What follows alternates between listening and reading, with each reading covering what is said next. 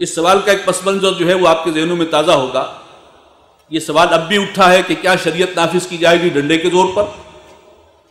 یہ کیا کر رہے ہیں طالبان؟ کیا بندوق کی نالی کے ذریعے، بندوق کے ذریعے جو ہے اس کی گولی سے ڈرا کر شریعت قائم کی جا سکتی ہے؟ سوال ہے اپنی جگہ۔ اور اس سے پہلے یہ سوال اٹھا تھا، اگر آپ کو یاد ہو، لال مسجد کا سانحہ کو زیادہ پرانا نہیں ہوا، اور اس کے حوالے سے تمام علماء ایک بات پر متفق تھے، الحمدللہ کسی بات پر متفق ہیں۔ میں نے عرض کیا اس سے پہلے، چونکہ بعض ہمارے بہت ہی قابل احترام علماء بعد میں پہنچے ہیں، میں نے حوالہ دیا کہ شریعت کے حوالے سے سب لوگ متفق ہو چکے ہیں، تمام مکاتب فکر کے لوگ، وہ 22 نکات 31 علماء کے۔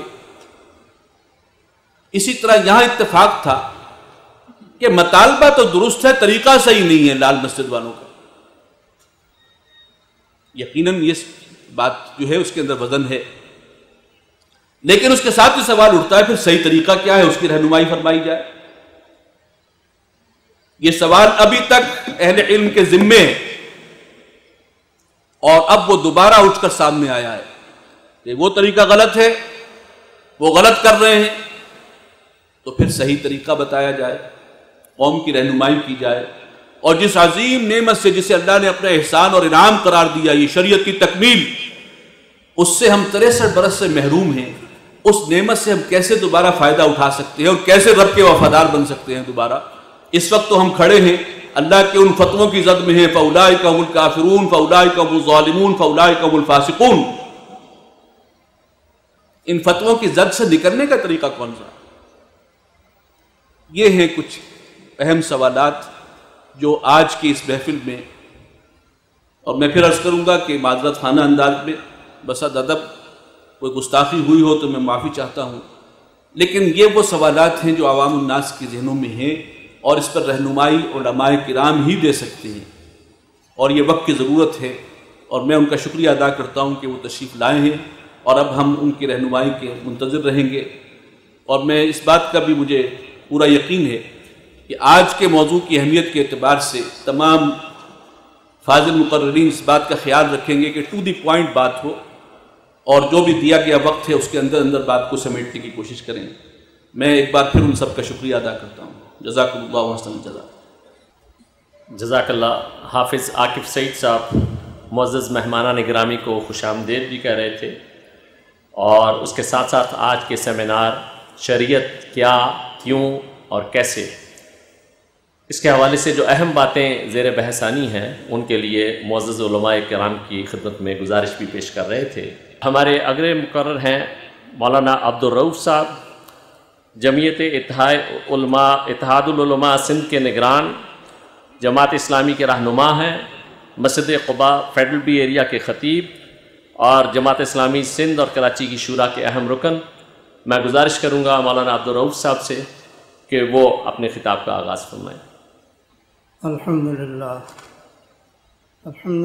نحمده ونستعینه ونستغفره ونؤمن به ونتوکل علیہ ونعوذ باللہ من شرور انفسنا ومن سیئات اعمالنا، من يهد الله فلا مضل له ومن يضلله فلا هادي له، واشهد ان لا اله الا الله وحده لا شريك له، واشهد ان محمدا عبده ورسوله، اما بعد، فاعوذ باللہ من الشیطان الرجیم، بسم اللہ الرحمن الرحیم۔ انا انزلنا الیک الکتاب لتحکم بین الناس بما اراک اللہ، صدق اللہ مولانا العظیم۔ رب اشرح لی صدری ویسر لی امری واحلل عقدۃ من لسانی یفقہوا قولی۔ صدر اجلاس ڈاکٹر اسرار احمد صاحب و امیر تنظیم جماعت اور علماء کرام جو اسٹیج پہ تشریف فرما ہیں، اور میرے دینی بھائیوں علماء کرام اور حاضرین مجلس، یہ انتہائی اہم موضوع ہے، اہم موقع ہے، اور اس کی بڑی اہمیت ہے کہ شریعت کیا ہے، کیسے ہے، کیوں ہے، اس کا پہچاننا ہر ایک کو پتہ ہے، ہر ایک جانتا ہے، مگر اصل چیز اگلا مرحلہ ہے کہ اس کو کیسے نافذ کریں، اس کو کیا کیا جائے۔ یہ طاقوں میں سجانے کے لیے ہے یا اس کو ملک کے اوپر حاوی کرنے کے لیے ہے۔ یہ ملک پر اس کا سایہ کرانا ہے کہ اسی کا سایہ کے تحت ملک رہے، یا یہ کہ اس کو کونے میں رکھا جائے۔ تو پہلے تو میں یہ عرض کر دوں کہ ساری کائنات کا خالق اللہ ہے، سارے موجودات کا خالق اللہ ہے۔ اس کے دو نظام زندگی ہیں، اللہ نے دو نظام عطا کیے ہیں، ایک ہے تکوینی نظام، ایک ہے تشریعی نظام۔ تکوینی نظام اللہ نے اپنے قدرت میں رکھا ہے، وہ اللہ ہی کی طاقت میں ہے، وہ اس کو اپنے حکم کے تحت اسباب سے بالا تر وہ نافذ کرتا ہے، اس میں اسباب کی ضرورت نہیں ہوتی۔ سورج ہے، چاند ہے، عالم بالا کا نظام ہے، زمین ہے، رات و دن کا تغیر ہے، پھر ایک چھوٹا سا جسم جس کو ہم انسان کہتے ہیں، انسان کا پورا یہ جسم، اس میں اللہ تعالیٰ کا تکوینی نظام قائم ہے۔ جس طرح پوری کائنات میں اللہ کا تکوینی نظام قائم ہے، اسی طرح اس جسم کے اندر بھی اللہ کا تکوینی نظام قائم ہے۔ اس تکوینی نظام کو خود اللہ چلاتا ہے۔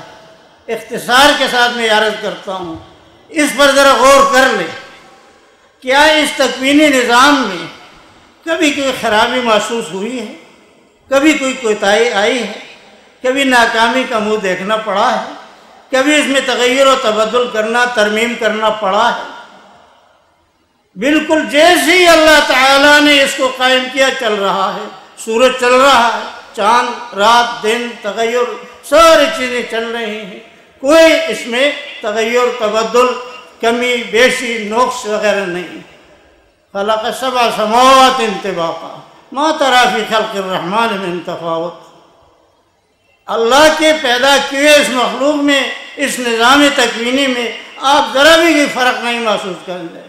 ذرا آنکھ اٹھا کر کے دیکھ لیجئے، غور کر لیجئے، کہیں آپ کو خرابی نظر نہیں آئے گی۔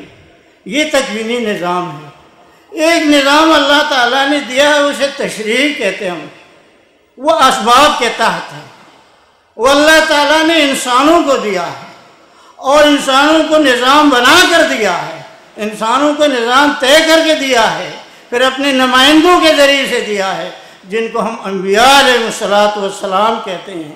انبیاء علیہ السلام نے اس نظام کو دنیا کے سامنے پیش کیا، اور اس کے پیش کرنے کے طریقے جیسے کیا اور کیسے مختلف مراحل تھے۔ ہر زمانے میں حضرت نوح علیہ السلام، جس کو ہم آدم ثانی کہتے ہیں، حضرت عیسیٰ علیہ السلام تک، محمد الرسول اللہ صلی اللہ علیہ وسلم تک، یہ تشریعی نظام انبیاء کے ذریعے سے قائم تھا۔ اس کے بارے میں اللہ تعالیٰ نے یہی فرمایا ہے، وَلَوْ أَنَّكُمْ تُقِيمُوا التَّوْرَاةَ وَالْإِنْجِيلَ وَمَا أُنزِلَ إِلَيْكُمْ لَأَكَلُوا مِنْ فَوْقِهِمْ وَمِنْ تَحْتِ أَرْجُلِهِمْ۔ اگر یہ لوگ میں سے اس نظام تشریع کو نافذ کریں گے تو ان کو اتنا سکون ملے گا کہ اوپر سے بھی رحمت کے خزانے اتریں گے، زمین بھی رحمت کے خزانے اگلے گی، ان کو سکون و اطمینان ملے گا۔ یہ اللہ تعالیٰ نے انبیاء کے ذریعے سے بتا دیا۔ پھر صرف فارمولہ نہیں ہے، فلسفہ نہیں دیا، بلکہ عملاً کر کے دکھایا ہے۔ ہر زمانے میں، خاص کر کے خاتم النبیین صلی اللہ علیہ وسلم، جس کے ہم امتی ہیں، حضور صلی اللہ علیہ وسلم نے اس نظام تشریع کو اپنے تنہا، بغیر وسائل کے، بغیر کسی اسباب کے، بغیر کسی قوت کے، بغیر کسی حکومت کے سہارے، تنہا، باپ کا سایہ بھی نہیں، اس نظام کو قائم کرنے کی سعی کی، اور اس کو جس ترتیب کے ساتھ چلاتے رہے، قائم کرتے رہے